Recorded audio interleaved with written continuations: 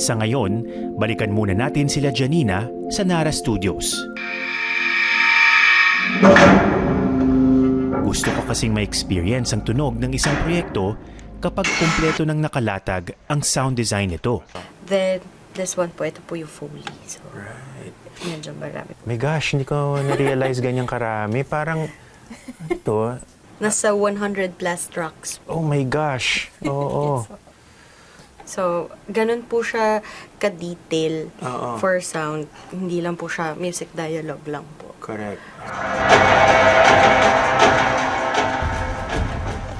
Unahin natin ang isang eksena mula sa 2024 Metro Manila Film Festival Best Picture na Green Bones. Ganito ang tunog niya nang lumabas sa sinehan.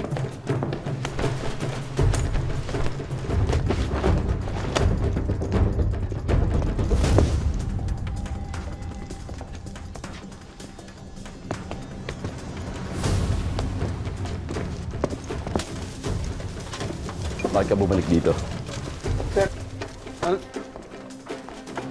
Dala ka galing labas? sir, ano sir, mga damit ko lang yan sir, mga damit. Ano dala mo? Ano damit? Ito. Ano laman ito? Buksan mo. Lagayan ng pagkain ng pusa, sir.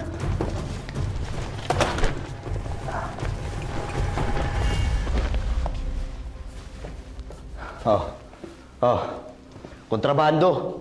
Pero pansinin niyo kung anong mangyayari kung tatanggalin ang Foley sa eksena.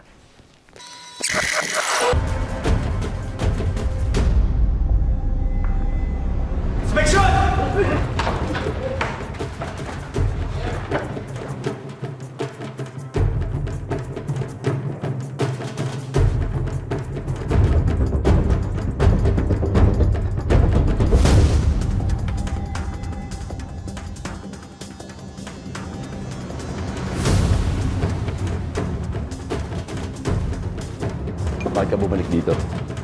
Sir, So, dito sa eksenang ito, yung music intense din eh. Nakakadala rin. Tapos, syempre, yung acting nila, yung dialogue, may effect yon at it's a well-acted scene. Pero, pag tinanggal natin yung sound effects, para nagiging flat na siya eh, no? Yes po. So, parang nagiging bland yung buong scene. Mm-hmm. So, parang nagluluto ka lang, walang condiments. Oo. So, Matabang. Yes po. So, kailangan po siyang i-match talaga sa sound design.